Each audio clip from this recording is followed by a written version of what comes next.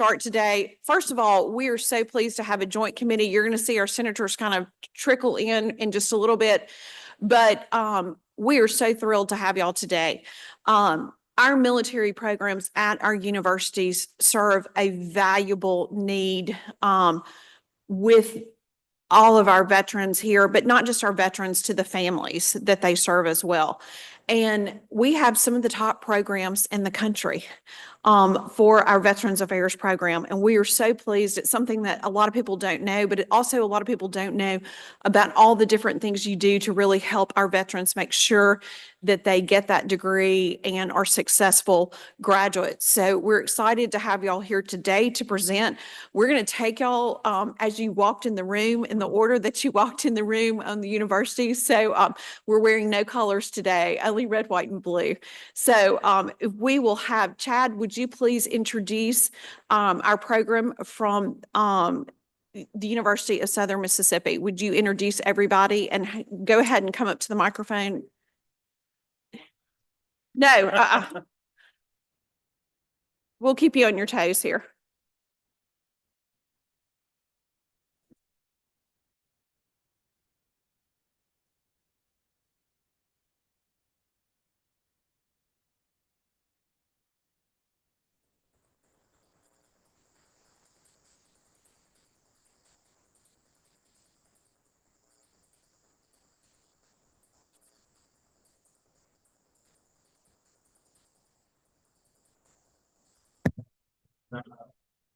Is it good?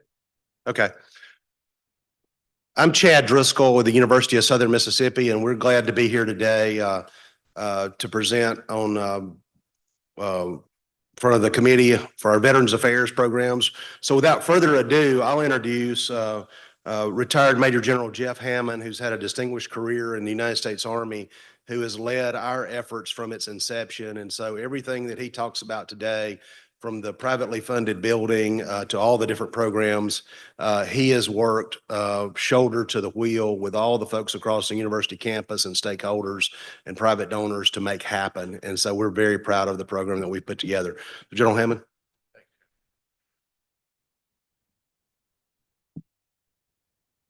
Well, good morning. And I can't think of anything better to talk about besides my wife and grandchildren than veterans, service members, soldiers, Sailor, Airman, Marine, and Coast Guard members. I'll be brief, but I want to tell you our story. And I have this young man here. The reason I brought this young man with me, his name's Cody Abity. He works with us up at our center. And Cody was a USM student, a U.S. Navy veteran. He left the Navy, chose his college future at the University of Southern Mississippi, was one of our work study students. And late in his senior year, he came to me one day, and he and two other of our veterans, total of 3 student veterans, said, we want to start our own business.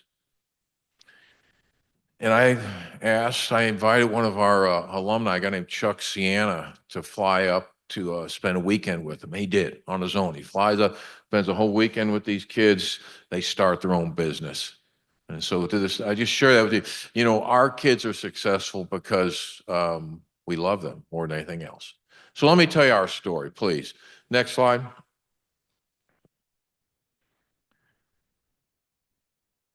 We made the investment.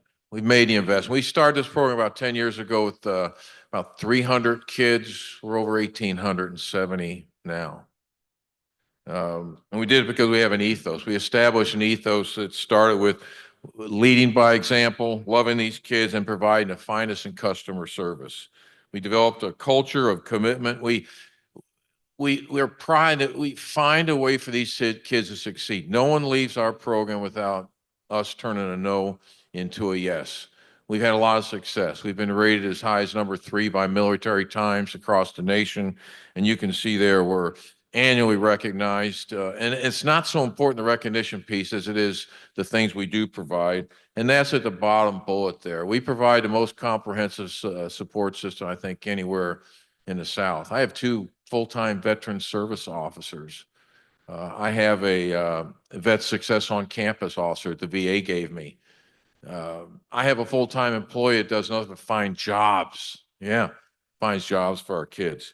And the VA looks at us every 2 years, and we've always done well with a commendable rating. Next slide. I just put this up there to show you. These are the latest. The Military Times is a national publication. It's the foremost publication within the military community in terms of news and information. And I just share this with you. This is their latest rankings. We stay in the hunt. We stay in the hunt. We stay in the hunt hard and fast because that's who we are. Next slide. Just a little bit of some of our programs. We have over 25 scholarship endowments for military kids. We created a program that's unique in this state where the university pays the difference between the federal tuition assistance that's granted an individual and the actual cost of tuition. And we have all sorts of quality of life initiatives. We pay for the textbooks for our troops all the way down to the bottom sub-bullet there. We spend about $10,000 every quarter to buy food gift cards to ensure that student veterans eat healthy meals and they make the right choices. We offer no-cost tutoring services and on and on and on.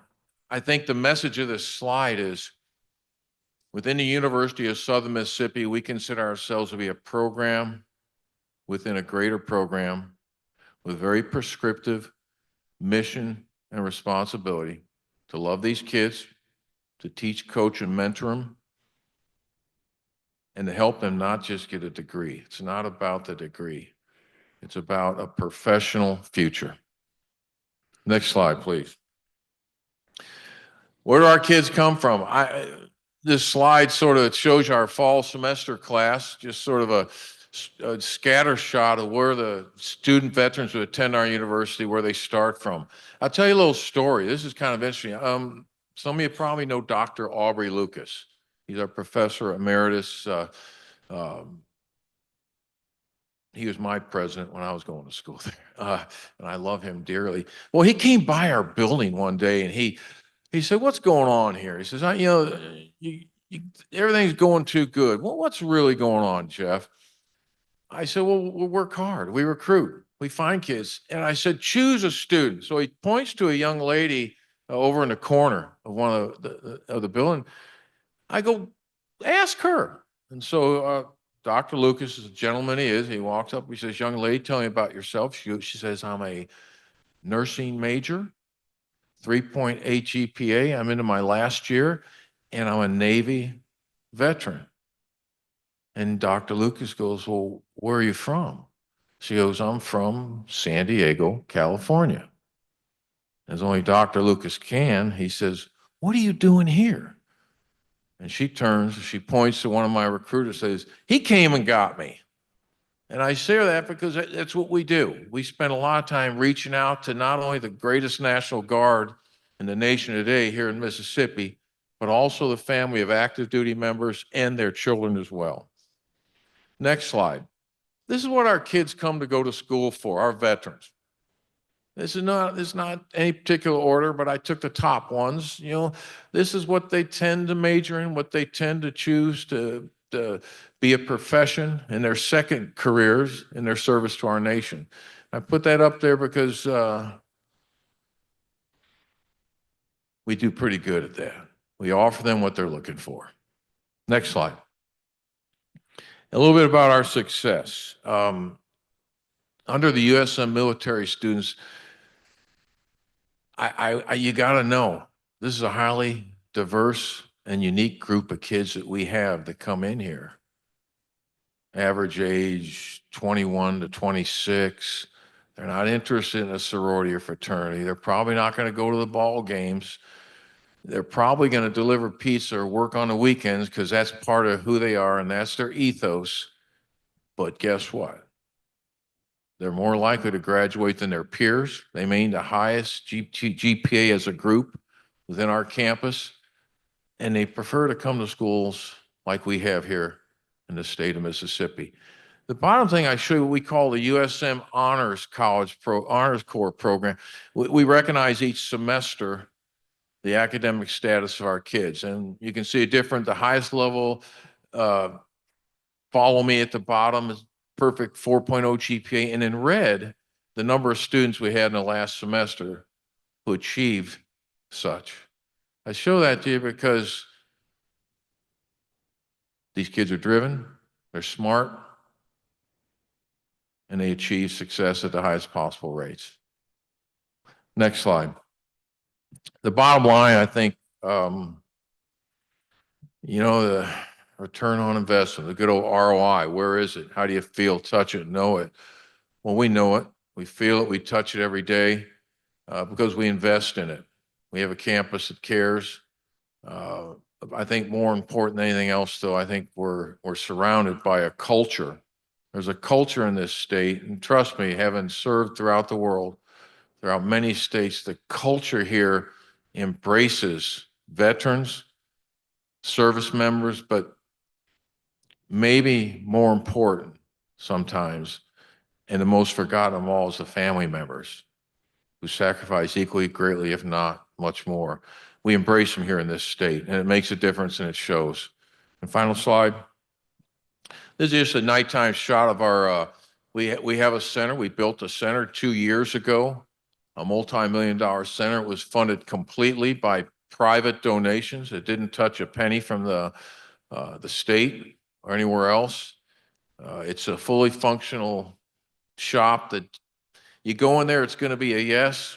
If you go in there with a health issue, it's going to be taken care of. If you go in there with an academic issue, we got your back.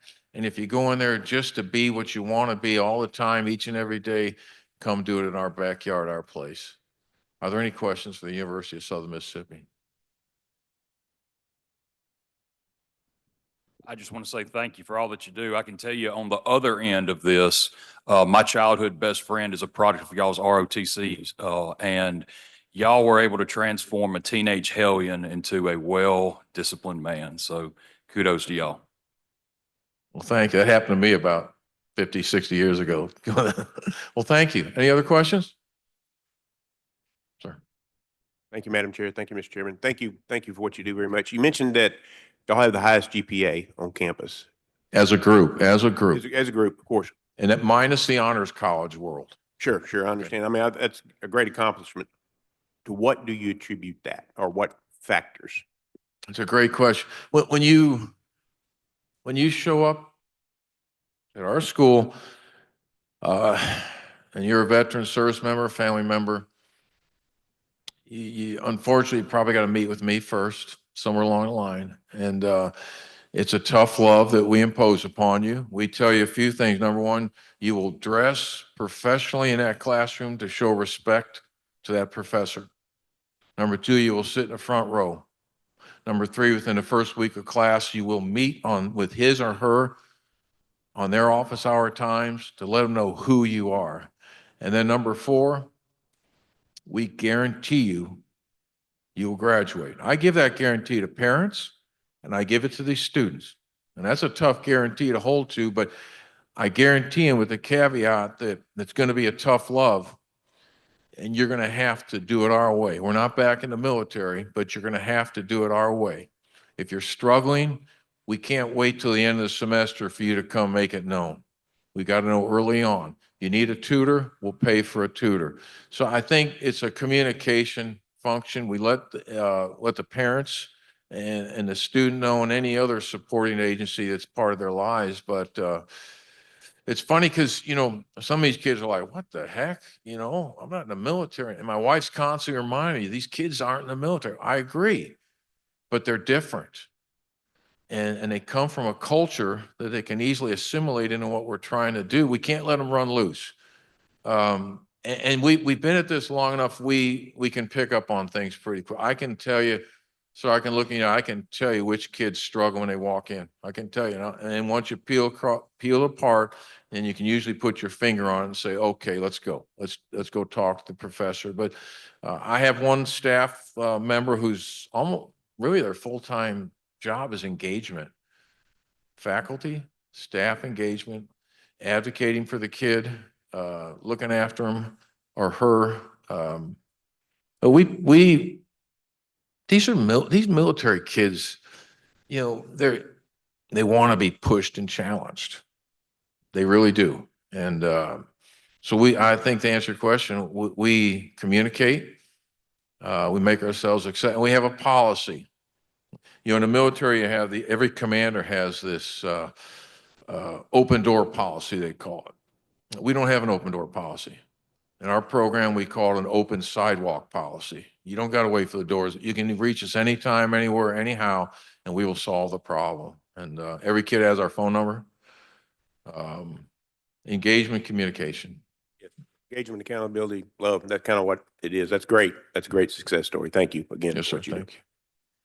Anything else? Okay, thank you all very much. I'm going to ask just to kind of tell us quickly, what do you think the greatest challenges are from our veterans when they come back? I know you also work with their families, but kind of what are the greatest challenges is there one particular thing that you kind of see as a challenge as they come back in and acclimate back in the classroom? That's a good question. You know, I commanded an Army division in combat for about 18 months. And the hardest thing outside of the loss of life and a wound was coming home, transitioning, and settling back in. And that was tough for me and my wife to manage that then Fort Hood. But nothing's more tougher than a college campus transition for a young veteran. They come in with many, many doubts and fears. They don't think they're good enough. They don't think they really fit in with the student on their left and right. They don't like classroom group projects because they operate on a military timeline, boom, boom, boom, and their classmates operate on a different timeline. It starts with the ball game and some other thing, a date. The transition challenge is helping them figure out pretty quick that they're not only good enough, their life experiences have better prepared them for the students on their left and right. Many of our kids don't come here with a 27 ACT. The reason they went in the military because they had a 17 ACT. And so they've taken a few classes in the military. They got a little taste of it, but now they're here and you know, it's kind of, you know, one of the reasons that this building on campus, I had it built kind of on the edge of campus is because for this very reason. The time the university wanted to put it in the center of campus, I said, if we do that, these kids need an island to go to plug their batteries back in and get recharged. They won't go there because they don't want anyone to know. But if you get on the edge of campus, no one can, it's a lot easier. So it's an ego. You got to massage the ego. You got to build them up. It's kind of like, you know, when my children grow, I had to constantly, you're good enough. You can do this. You had to, you do this again, and you're doing it with 26-year-old men and women. And you're shaking your head saying, wait a minute, you were a intelligence analyst and you speak Arabic. You did that for 6 years in the military. Why can't you? So that's the challenge. They're equipped mentally. They're equipped in the heart.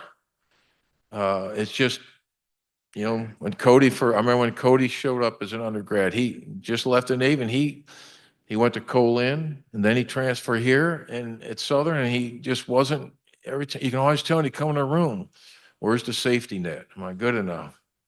You know, instead of only needing to study for 1 hour, he'd put in 4 hours because he didn't think he was good enough. So and that wears off over time. Eventually they realize, I can do this.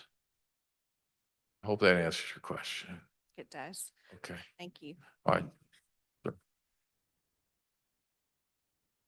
Thank you, General, for your service. Thank you for coming and speaking with us today and for the service that you provide to our veterans who come into the universities. Appreciate that. I've got a couple of questions that I would like for all three panelists or presenters to kind of give us a better idea of. First of all, demographics wise, what are the age groups that you see specifically for veterans? Is it younger, older, a wide variety? Can you give me some idea of age? And then let me finish on this, on those questions. Do these veterans bring credits with them from other institutions, whether it be from the military service or others, but do they bring credits with them? And then give me an indication of their graduation rates for a person who enters into your program and then completes it all the way through to a successful degree. The first question was age. We're still, the predominance of the veterans we get are the post 9/11 GI Bill, Chapter 33 kids. Okay, so we're predominantly we're getting these kids that are 21 to 26. That's the predominance. We no longer seem to get, other than higher end grad school students, do we get the aged one. We get the younger population tends to be the military family members who have received transfer of that post 9/11 GI Bill. You know, I gave I didn't need my GI Bill, so I gave it to my son and he used it. And so the younger kids, the young kids coming out of high school are in that strata, about 21 to 26, you see the veterans, the young veterans, and then older than that tend to be grad school, that sort of thing. And second one, Do they bring credits with them? yes, sir, they do. The service, Department of Defense, led by the Joint Staff, probably about 15, 20 years ago, came up with what they call, it's just a Joint Service Transcript. I don't know if you're familiar with this. They commonly call the JST. They tied in with ACE and other departmental issues, they try to collectively take all the education, everything you've done to military, and translate into college credit. So that kid comes and he or she brings that with him, as well as a transcript from whatever institution. The challenge with that is there's not a blanket, we accept your classes from Emory University or whatever.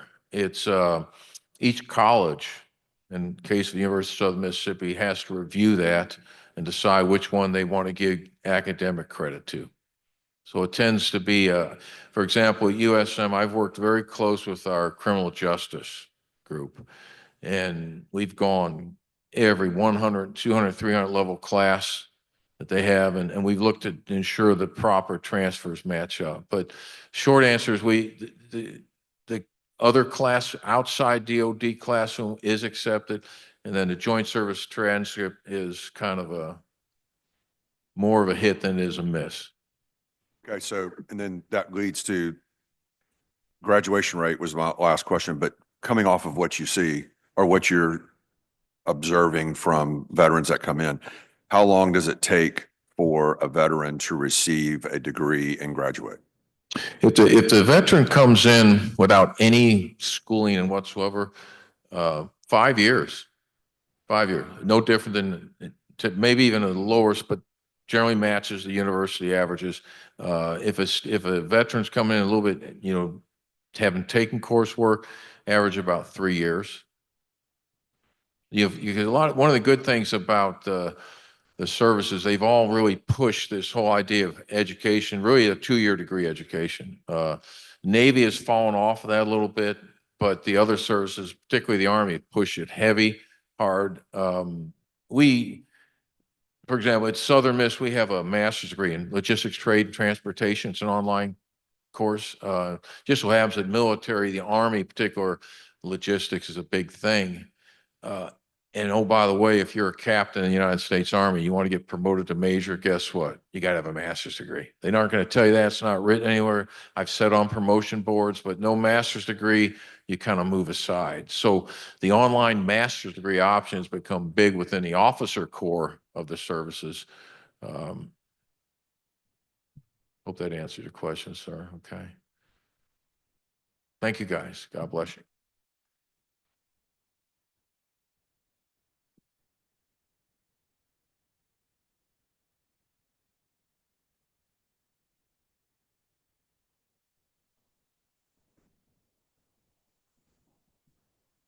I'm Perry Sansing from the University of Mississippi, and let me first say it's an honor to be in between the two gentlemen that are speaking today, and I thank them as we all do for their service. I am just a lawyer and a lobbyist, and I am here because our director of our soon-to-be Center for Veteran Services is now at the University of Alabama.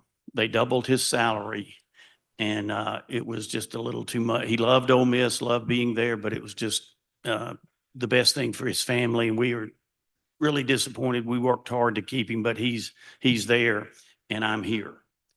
So I want to just go over a little bit about what we do.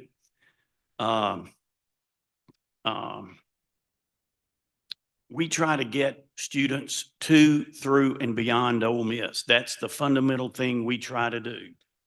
We have a one-stop shop. The people in our office talk about one size fits one. That's their goal with students. And they're focused on what today's veterans need. The world is changing in every way possible, and veterans today will need something that the veterans in 10 years may not need, but we're constantly assessing what the veterans need today. We have more than 2,200 students that are military connected. That's about 8% of our student body. There'll soon be 10% of our student body, and our student body is growing significantly. So we're happy that more and more veterans and their dependents are choosing Ole Miss.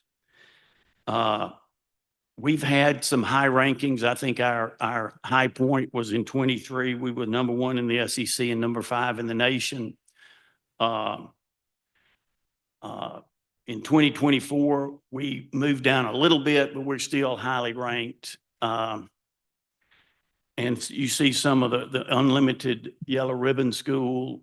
That's an issue we're going to be bringing to the legislature this year, and a Purple Heart campus.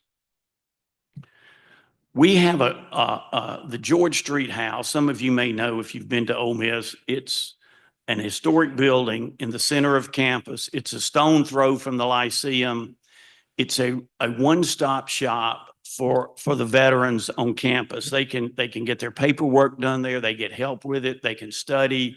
They can come just hang out between classes. They have a place to come where they feel that's their place. That's the whole purpose of that. A couple of services that we provide, we talk about meeting students where they are. And in the last couple of years, we've embedded a counselor at the George Street House where the Veterans and Military Services Center will be. We have a veteran treatment team where they can receive care on campus instead of having to drive to Jackson. That keeps them at home, that keeps them not having to miss class. And there are times when they do need to have a trip to Jackson, and the VMS actually has a vehicle that an anonymous donor gave for that purpose and some others. So they have a way to get them to Jackson without having to rent a car or do something like that. So those are just 2 services among many that we provide to veterans. And then it's important to provide options and opportunities for student veterans. We have a program where we will try to place them in professional offices around campus. Perhaps it's their interest, perhaps they just want to get more acclimated to working in a professional office. One of the places that they're extremely interested in is our National Center for Narrative Intelligence, which I think is going to become one of our growing centers on campus. There's a lot of activity there, and I'll be talking with some of you about that this session. We're a SkillBridge partner. And that's what I've learned in talking to our people in the center is how critical it is. And I think General Hammond touched on it as well. to transition from class and college to a job. And they start doing that as soon as they can. And I think that's something that's proven extremely effective for veteran students. And this is one thing that our former director and the chancellor at Ole Miss am extremely happy with. You know, I'll admit every time one of those military reunion things happen at halftime or at the end of the first quarter, I tear up and I'll watch them again and tear up. It's so meaningful. And it's getting to the point where I think a family's going to know what's about to happen now, but it's still, we find ways to make a little different twist to it. But these, especially the kids, they come in the Lyceum on the day of the game and they get to be chancellor for the day. And the chancellor signs a big recognition document, and then we do what we do on the field, you know, to surprise people. But that's something that our center, soon to be Center for Veterans, spends a lot of time working on. And it takes a long time to make this happen. 6 months or 8 months, they have to start working on it. But it's something that's really important to us, and it's a big deal. So it's unlikely that I would be able to answer any questions of any substance today, but I will promise to get back to you as soon as I can. And to Senator Delano's general questions, I would think our experience in those three questions would track something like General Hammond said. I don't think there's going to be a great deal of difference. I will get our graduation rate for you and find out a little bit more about how credits transfer and confirm that our age group mirrors Southern Miss. But I'll try to answer a question if you have it. Thank you. Now, any questions? I'm not going to ask you a question. I was going to say, many of y'all recognize our House colleague, Representative Rodney Hall was the one in the Wish Foundation, and he is actually at a National Guard visit this morning, or would have been here with us today. So anyway, that was all I was going to recognize on that. Thank you for your time, and I'll be happy to talk with anybody about anything, get more information. Thank you. Lee, do you want to introduce? Okay, Dr. Keenum, would you like to join us?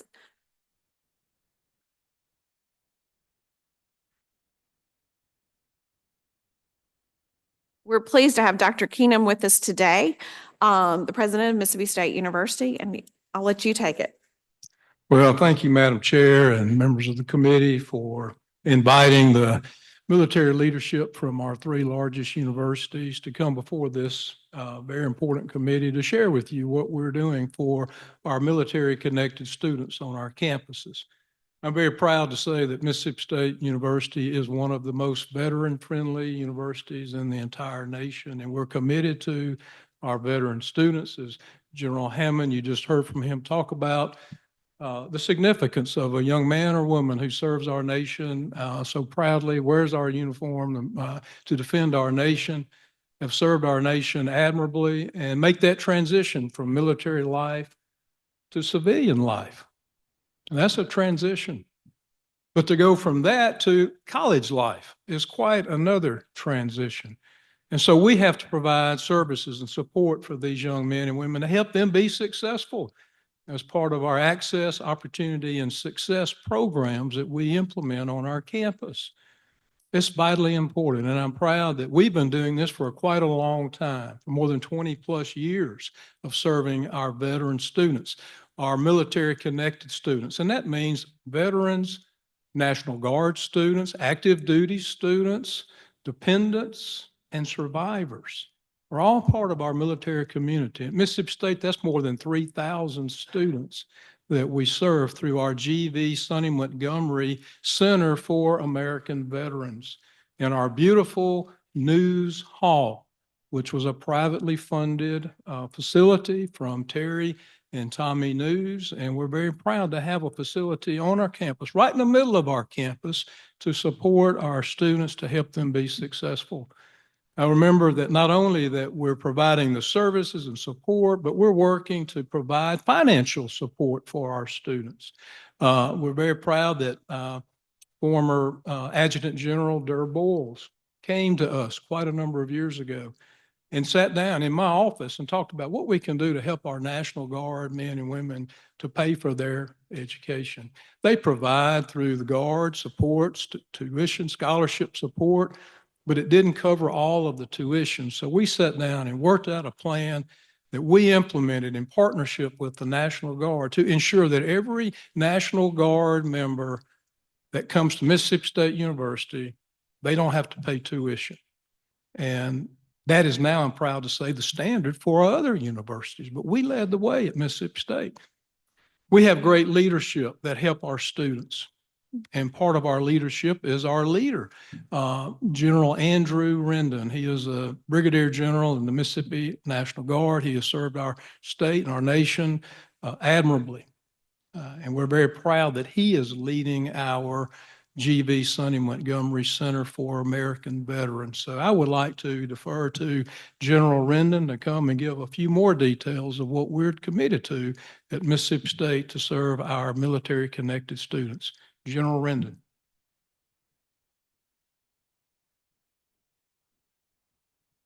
Thank you, Dr. Keenum.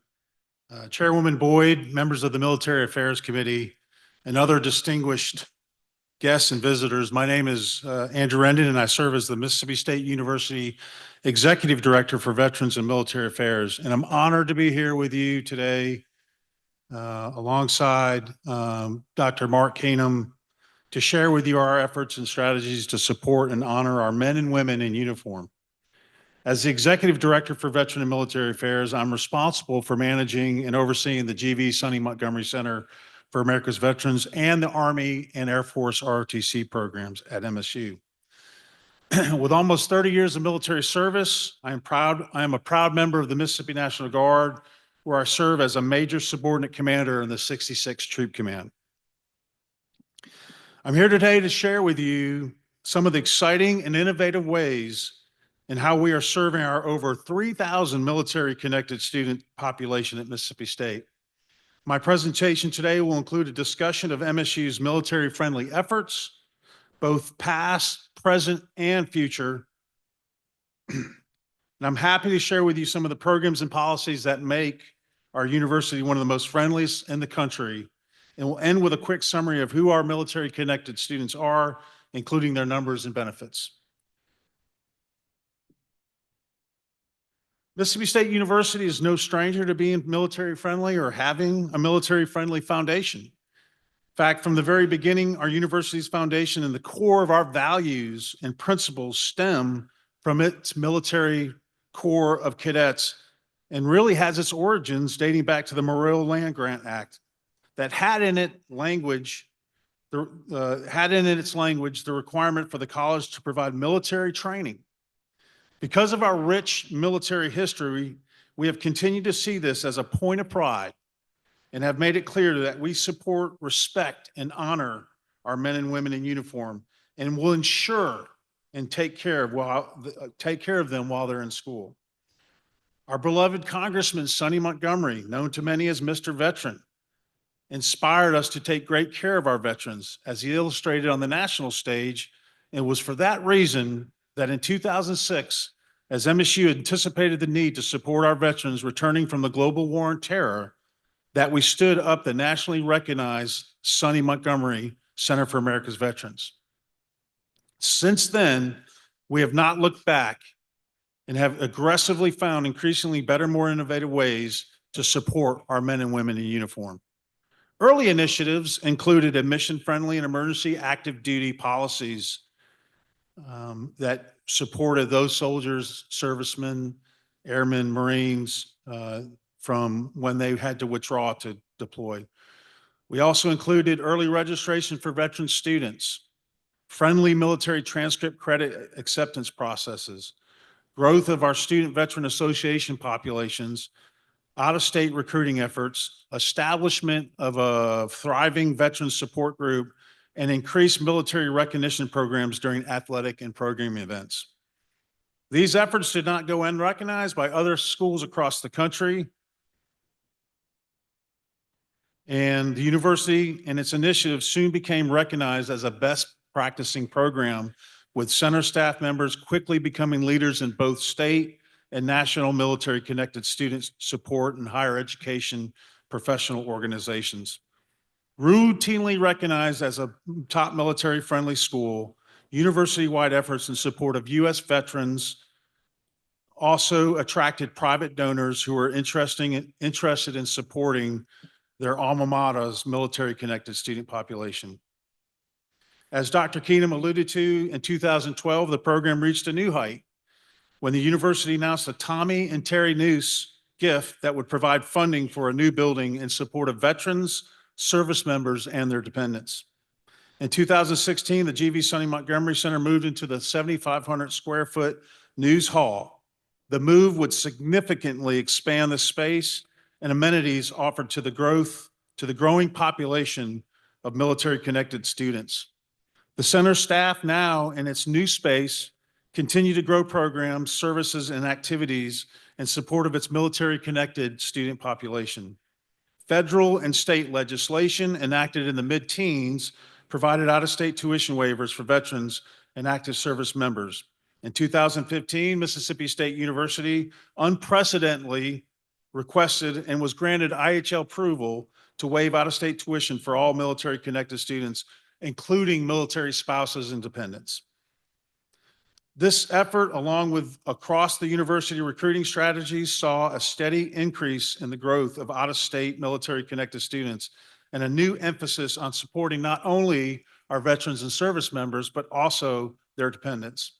According to Mississippi State University's business offices, Mississippi State University granted over 1,200 waivers last year for our out-of-state students applying for the out-of-state waiver. In 2025, Mississippi State University remains a national leader in providing support, services, and advocacy for its military-connected population of U.S. veterans, service members, and dependents. But has much to do to maintain that distinction as other schools aggressively compete in that same space. Leading many of the military-connected initiatives, the Center for America's Veterans consists of an executive director, 3 benefit specialists, all with student certifying official credentials, a program coordinator, student success coordinator, an administrative assistant, and a graduate assistant. The center also manages a VA work study program and employed on average 10 students during the fall 2024 semester. We see a future where MSU veterans, service members, and their dependents enjoy the highest retention and graduation rates in the country. A future where our military-connected student population harnesses the excellence and quality of an MSU experience, catapulting them to unmatched successes in their civilian careers. As one of the most military-friendly universities in the nation, MSU continues to identify, develop, and adopt best practices in support of our our connected student population. Best practices and strategies routinely include elements associated with affordability, faculty to student ratios or low faculty to student ratios, faculty and staff military alliance training, military-centric orientations, career transition services, and a focus on improving military-connected retention and graduation rates. Several initiatives in support of our continued military-friendly efforts include competing for the Department of Education's Center of Excellence for Veterans Success Grant and the Veterans Upward Bound Grant. Another exciting initiative currently being pursued is our partnership with the Department of Defense SkillBridge program.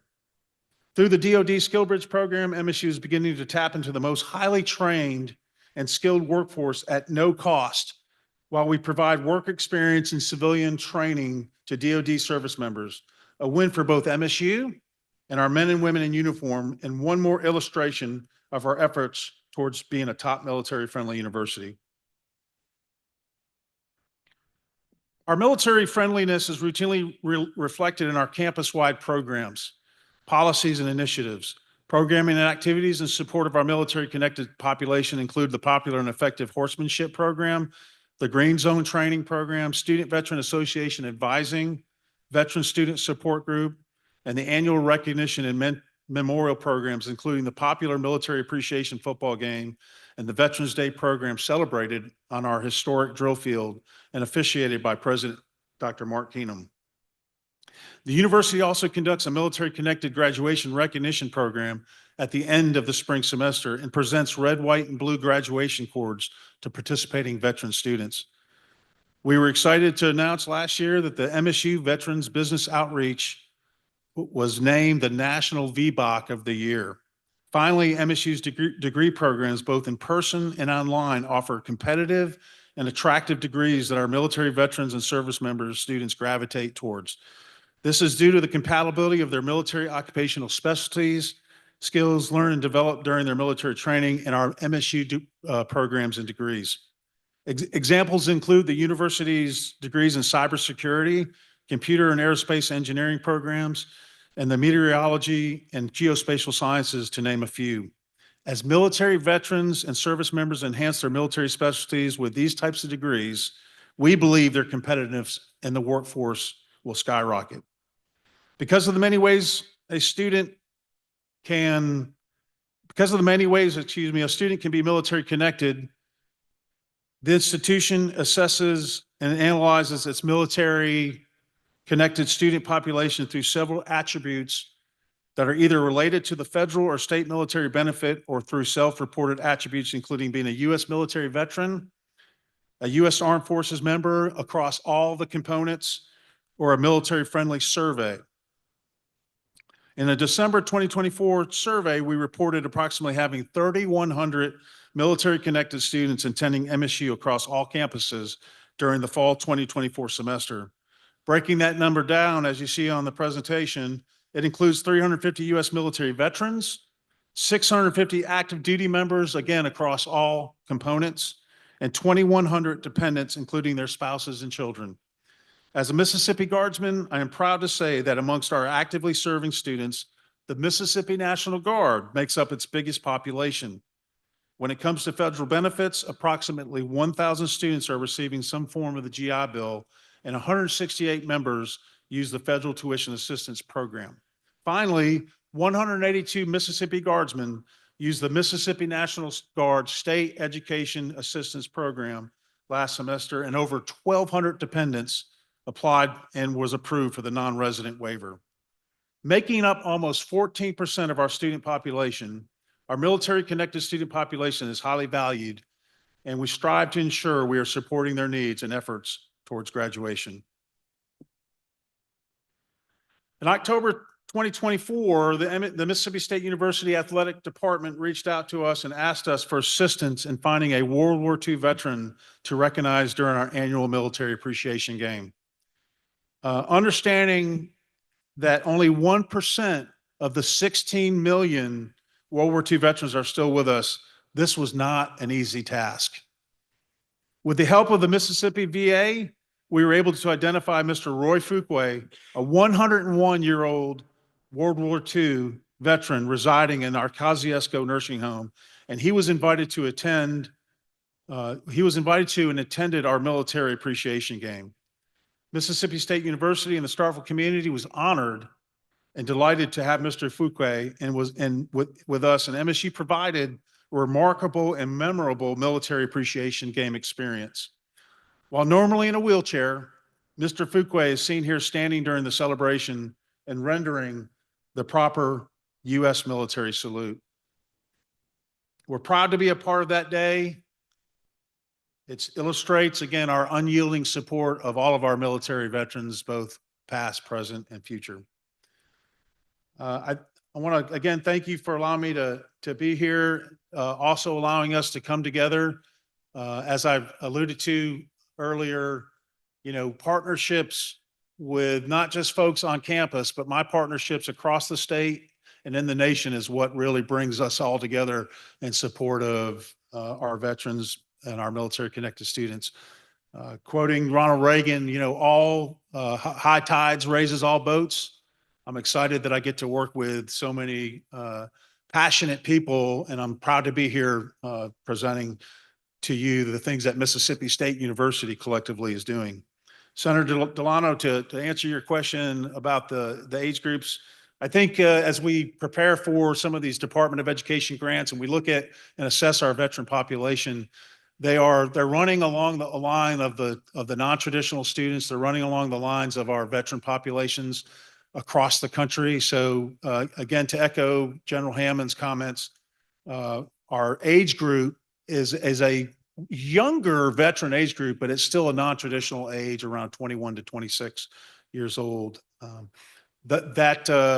think as we continue to work towards recruiting those populations, that's the numbers we're going to continue to see. And because of that, our work applies to when we think about student success and retention and graduation, we look at the non-traditional student. The non-traditional student and the veteran student are very similar in nature. So there's definitely some nuanced differences that General Hammond referred to, but there are also some commonalities that we apply to helping those students.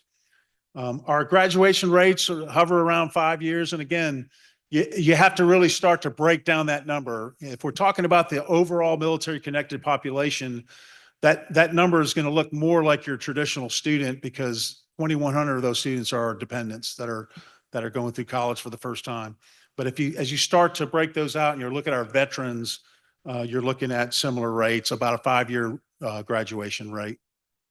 And then the credit, the application of credit, absolutely, as General Hammond referred to, we are a JST, a Joint Service Transcript participant. We work with the military branches and the ACE enterprise to be very supportive of the transcript credits that the service members are bringing in. One of the success stories every time is a lot of times those joint service transcripts have to do with that basic training, some of the stuff that like first aid or those kind of things. But we want to also look at some of the higher functional, the military occupational skills that some of our service members bring to the school and see if we can transfer some of those credits as well. I've had some success with that and I'll continue to have it. A great example is our cybersecurity programs. Some of these soldiers show up with that cybersecurity background and we're able to apply some of that credit to some of the upper level classes. So that's always a success. I'm also a guardian of the value and the quality of our degree. And so we have to be careful. We don't want to get in the business of some of these schools just applying any kind of transcript. So we're careful with that as well. And I think that answers your questions. What other questions do y'all have of me? Senator Sparks. Thank you, Madam Chair. Not asking for it right now, but I would be very curious. You mentioned a lot about private funds. Prior speakers mentioned private funds. So clearly, we're also using public funds in some of these programs. Yes, sir. And I say that because sometimes, political fervor sweeps the nation and certain things are requested, but any language that would deal with DEI would potentially touch these programs that are affecting veterans. So this legislature needs to be very careful in crafting any legislation. Otherwise, we're going to tie your hands. Is that a fair assessment? It's very fair. I'm excited and happy that I work in a population cohort that's protected by the federal government. So yes, very fair observation. But when it comes to, supporting our veterans and our service members, I think we're on very good grounds. Thank you. Yeah, very good standing. Yes, sir. Senator Delano. So I'm not going to unfairly burden you with this. So I'm going to talk to Dr. Rankins, who just walked out. Somebody tipped him off. All right. So let me just say this to all of our IHL members. I think what we're trying to do here is to try to get a better understanding of what our service-connected students population looks like in Mississippi. Both committees, both the Veterans Committee our committee and college and universities and appropriations has worked to come up with other services and other dollars that we can provide, especially for our National Guard. So to that point, I think we're kind of wanting to make sure that we're doing the right thing. We're hitting the needs where they need to be, where we need to be focused. So that being said, what I would really like to see is how these students are coming in. You spoke of National Guard, your breakout between National Guard, active duty, and then dependents. I think those three categories are very important, and I would be curious to know what this looks like across all of IHL, not just your individual university. But I think that it would be very important. I think it's also important to know what types of student aid is available to those students, and we're very thankful for the tuition grant programs that the universities have done, but obviously there are other expenses associated with attending universities. So I'd like to see what those look like for active duty, for current and retirees, as well as their dependents, and then also in the National Guard. And I want to know if we've put too much into one bucket versus the other, and then really kind of make sure that we're doing the right thing for Mississippians and for our active duty and retirees and our service members. Does that make sense? It does. It Is does. there anything else that you would add to that? I would say, Senator, one of my efforts, having been at the center now for almost, well, it's been a year now, that as we work towards these federal grants and competing in these federal grants, that's exactly what they're looking forward to.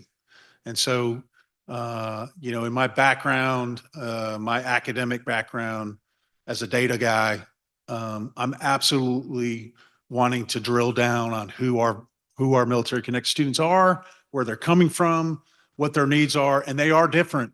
Not only, you can't even lump the veteran in a bucket or a service member, because they are so different and they're coming with different needs. And so I'm drilling down on that. And I will tell you, one of my visions or goals or aspirations for our Military Connected population is for our service members, for that population to stay in Mississippi and work towards work towards all the great stuff that we're doing in the state of Mississippi. And I will tell you, I am very proud of what Mississippi is doing for our population. So.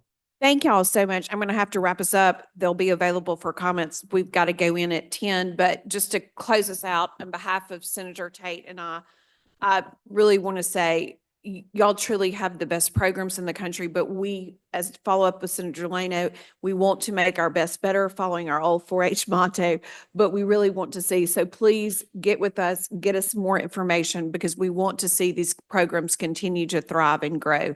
So thank you. Appreciate y'all. Thank you. As a report.